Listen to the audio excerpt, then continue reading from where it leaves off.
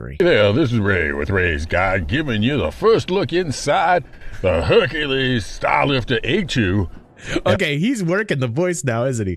I haven't watched something from Ray's Guide in probably 2.5, 3 months. It seems like he's really working his way into the voice. It seems like he's really making that Morgan Freeman drunk-sounding voice work for him now. He's really getting it out there. Good for you. Good for you, Ray. And I'm taking my first bombing run mission now that we've now got clearance to talk about this sort of thing with the public. But notice that the A2 has the same big rear ramp as the other members of the Hercules family, except that... Wait. This delivery is completely different from the first style of delivery. He's really working it up right now. He's totally changed his delivery right now. Like, he's working the voice right now. I give him props. For working the voice. You can't use the whole width of that rear ramp. So unlike the Hercules C2, you can be bringing a great big vehicle up the back ramp. What you will notice is that once you get to the top of the ramp here, that the width is severely restricted. It looks like you might be able to get a buggy-sized vehicle here. Now, you look to the left, and you can close up the door. That's where the ship panel is. It isn't over on the wall, as you might find it on the other Hercules craft. Now, you come forward here, and you'll notice that to the left, just where we were coming in, there is a bombardier station right next to the bombs, but it is not at... He went from a drunken Morgan Freeman to like a... what the hell is the rooster on Looney Tunes? I'll see. Looky here, boy. Like, remember Foghorn Leghorn? He went from a Morgan Freeman, drunk Morgan Freeman to a... like a Morgan Freeman Foghorn Leghorn. Now I'll say,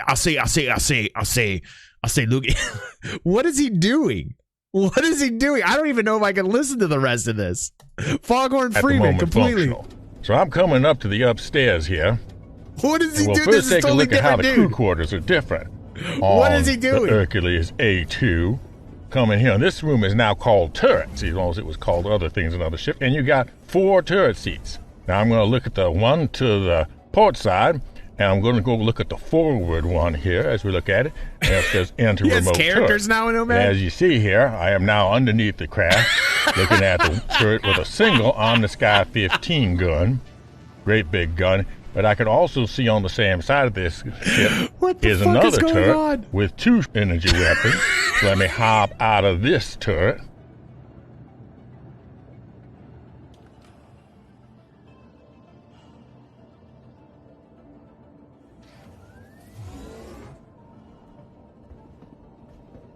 And as you notice, there's another seat right behind this seat.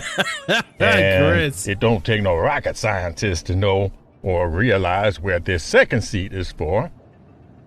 Yes, sirree. I click on enter remote turret here, and it takes me to that double turret with 2 M7As. So on the port side of the craft, we got a Omnisky 15 and 2 M7As, and right across from me in this little turret room, I've got 2 more seats, and yep, you were guessing exactly right. They cover the starboard side pair of M7As and Omnisky 15s. This ship has truly an impressive set of underside weapons. We may think that the main purpose of this thing is to drop big bombs, but let me tell you, those 4 guns can wreak an awful lot of damage to ground targets. And here on the back, we got the usual weapons room. Armor to the one side, gun racks to the left. I'm still trying to get behind this character. I'm not really feeling it, you know? The same item storage, same component storage. Now come to the opposite side, and we have 4 bunks as opposed to 2 or 3. And you'll also notice the kitchen area has a little bit more privacy from the bunk area. I think that's a nice touch. They probably should have done in the other versions as well. But 4 bunks, and if you stop and do count your fingers on your hands, you realize that people are going to have to be doing some hot sheeting in this ship. They're going to have to be sharing some bunks. Hopefully not at the same time. Come up same component hallway as you have on the other members of the Hercules product line. And then you got your 8 escape pods. And now we are up to the front where you have the usual turret gunner seat that controls the top and bottom rear turrets. Again, this has an incredible amount of turrets. And then you got the pilot and co-pilot seat. I'm going to hop in the pilot seat. Going to ask for clearance, and we're going to head on out of here. Going to pick a target on a moon and going to do some practice bombing runs.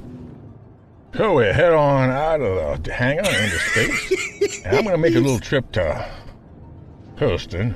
Flying the A2 sauce. We're going to stop by one of the moons. We're going to take some bombing runs at a neglected and unoccupied former Houston facility. Hopefully, they will not take objection if I am attacking a decommissioned facility. I don't really want to get a crime stat from just doing practice bombing runs. But it's good, if you are practicing, to have some sort of a target that, so you can see if you're doing accurate. Now, traditionally, there are 3 types of bombing runs. There are hover bombing, there is dive bombing, and there is level bombing. And we're going to be trying all 3 of those. All 3 of these are supported by the Hercules Starlifter A2. We'll do hover bombing first, as that's the easiest one, and gives you the satisfaction of being able to watch your bomb as it goes all the way to the ground. Now, you have noticed here I am bombing an unoccupied facility. I have tested this against enemy facilities and have found that this is not as easy as it sounds, because enemy air defenses will see your bombs, they will attack your bombs, and they will destroy your bombs, just like they would your torpedoes.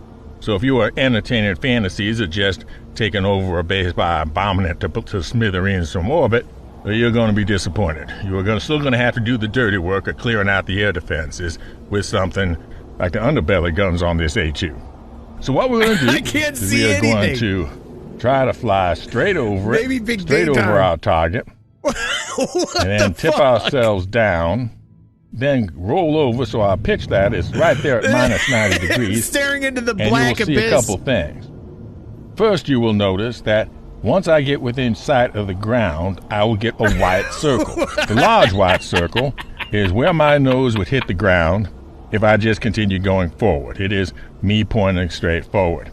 As I get closer and point more down, I will also see a red circle. The red circle is where my bombs will hit if I simply let go of them at my current location and speed and whatnot. So for hover bombing, my task is going to be to put my white circle on top of my red circle and then release the bomb. So there's my white circle. I notice I got the large white circle as soon as I switched to bombing operator mode. Now you can see my red circle peeking in.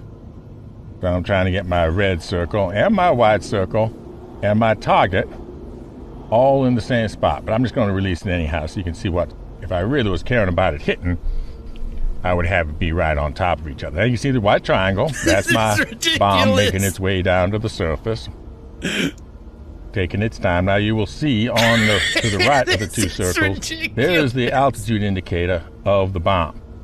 And you will see how it is inching its way down. Now the important thing is I want to stay at least 1.5 kilometers away from this bomb in order to not take any splash damage from it.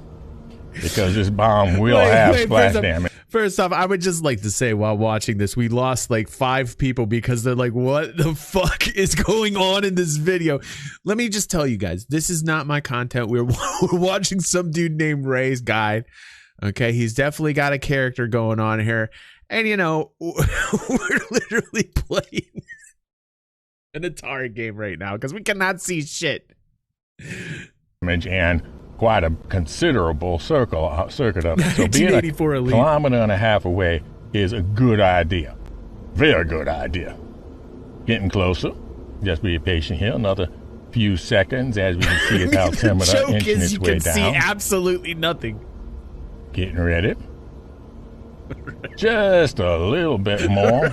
You can also see that my bomb does appear. Come on, how can this not be hilarious for people? As that red X. We can see it heading towards the ground as well. So I get 2 indications of the bomb. The red X on the radar. Are we going to even be able to see the explosion? Probably not.